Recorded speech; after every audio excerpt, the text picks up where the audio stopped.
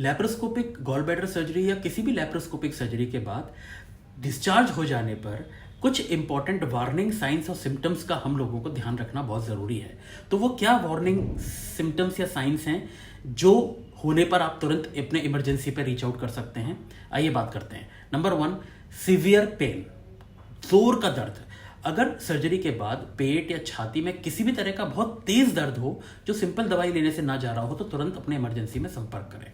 Number 2, mild fever 100 से नीचे हो सकता है, लेकिन अगर आपका टेम्परेचर 100.4 से ज्यादा है, ठंड देके आ रहा है या उतर नहीं रहा है तो तुरंत अपने इमरजेंसी में संपर्क करें।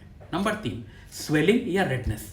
सर्जिकल साइट्स के आसपास किसी भी तरह की स्वेलिंग, रेडनेस या अगर वो एरिया हॉट हो जाए, ये आपको फीलिंग हो तो ये एक इन्फेक्शन का अर्ली इंडिकेटर हो सकता है। ऐसे में आपको तुरंत अपने डॉक्टर से संपर्क करना चाहिए।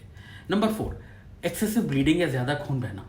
अगर सर्जिकल साइट से ब्लीडिंग हो रही हो, जो बैंडेज है वो सोक हो गई हो या घाव ओपन हो गया हो, तो ऐसे केस में आप अपने डॉक्टर को या इमरजेंसी को तुरंत संपर्क कर सकते हैं। 5th, ब्लड क्लॉट्स या नसों में थक्के। पैरों में सूजन, दर्द या रेडनेस आने लगे तो ये आपके जो वेन्स हैं इसमें क्लॉट का एक संकेत हो सकता है। इसे इग्नोर नहीं करना है, आप डॉक्टर से संपर्क करें। 6th, डिफिकल्टी इन ब्रीदिंग या सांस लेने में डिफिकल्टी। अगर सांस लेने में दिक्कत हो रही हो या छाती में दर्द बढ़ रहा हो तो ये एक अलार्मिंग स्थिति भी हो सकती है। ऐसे में अपने इमरजेंसी में तुरंत संपर्क करें।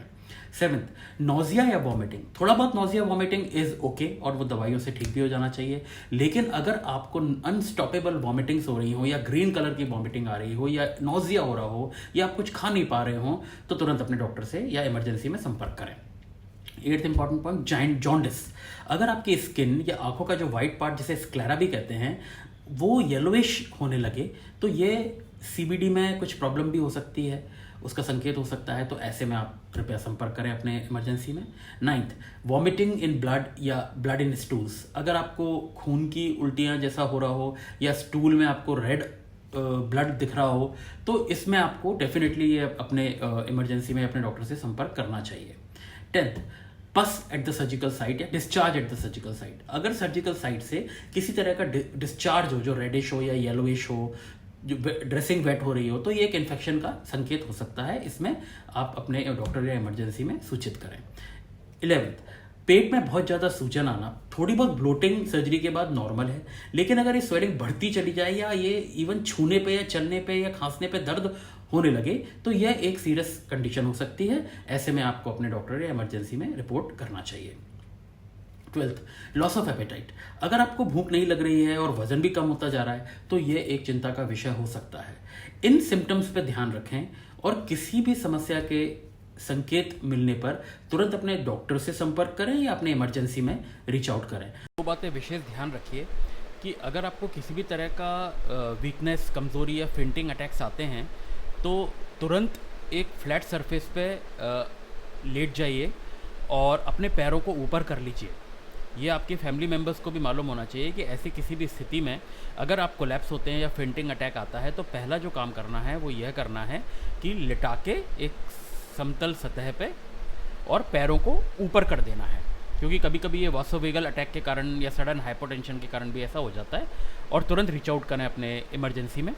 और लेटे लेटे कभी किसी को कुछ पिलाने की कोशिश मत करना, वरना वो एस्पिरेट कर सकते हैं और ये बहुत लेने के देने पड़ सकते हैं।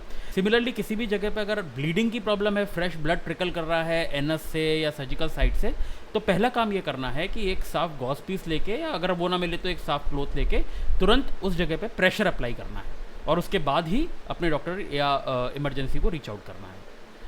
आप जितनी जल्दी ये चीज़ें रिपोर्ट करेंगे उतनी ही जल्दी आपका स्वास्थ्य और सुरक्षित रिकवरी सुनिश्चित रहेगी। मैं उम्मीद करता हूँ कि आपको ये पॉइंट्स समझ में आए होंगे और आपको अच्छा लगा होगा। ऐसी जानकारी और पाने के लिए हमसे जुड़े रहिए और चैनल को सब्सक्राइब ज़रूर करिएगा। Thank you.